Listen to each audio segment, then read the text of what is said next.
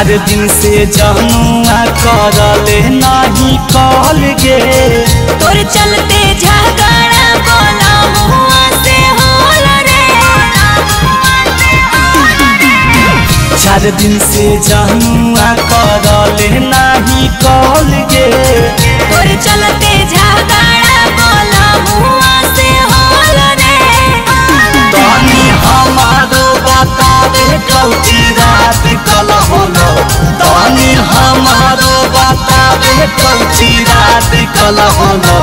बात फोनवा को घरे में रोटी तावा पे जल गेलौ नंबर डिलीट नहीं करलियो पता सैया के चल गेलौ नंबर डिलीट नहीं करलियो पता सैया के चल गेलौ।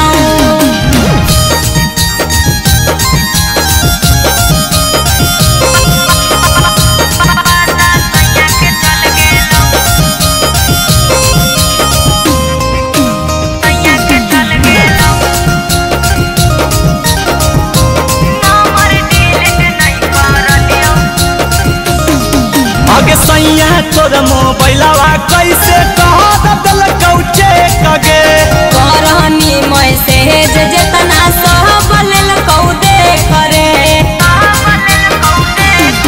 आगे भतारा तोर मोबाइलवा कैसे कह दलकौ चेक गे करहनी मैसेज जेतना सब लेलकौ देख रे।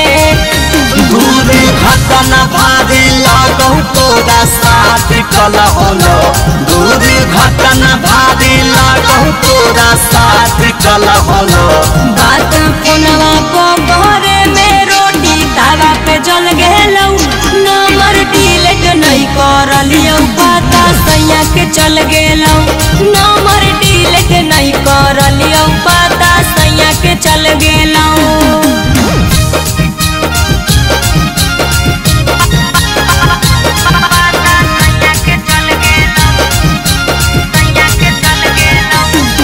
आगे जाना लागे बात की कहला कौ भतार गे अरे ले के बेला ना बड़ी मरल कौ हमार रे।